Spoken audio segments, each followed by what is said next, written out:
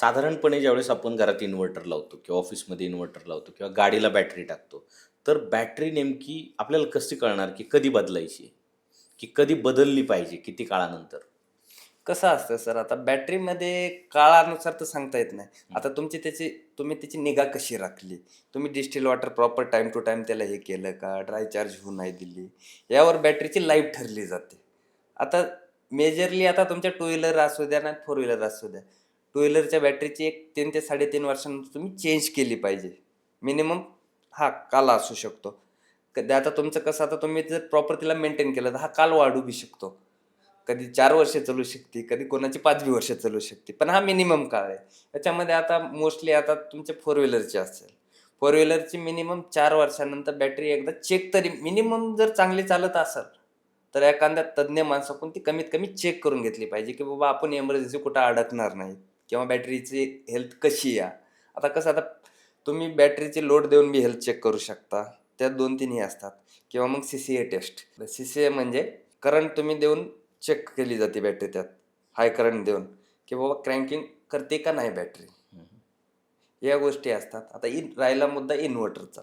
तर इन्व्हर्टरमध्ये कसं असतं, इन्व्हर्टरमध्ये तुमच्या बॅटरीची लाईफ ही युजेसवर ठरली जाते. आता बॅटरीची लाईफ मोस्टली कशी असते, सायकलवर असते. समजा 500 सायकल, 600 सायकल किंवा 300 सायकल. आता ॲज अ ब्रँडवर डिपेंड आहे. आता ब्रँड मटेरियल काय यूज केलं, त्यावर तुमच्या बॅटरीच्या सायकल ठरलेल्या असतात. मिनिमम 300 सायकल जर झाल्या, त्यानंतर तुमच्या बॅटरीचं बॅकअप कमी यायला चालू होतं. मुद्दा एक. आता कालांतरानं काय होतं, आता तुम्ही 1 वर्ष न्यू बॅटरी घेतली, आता समजा नवीन बॅटरी घेतली.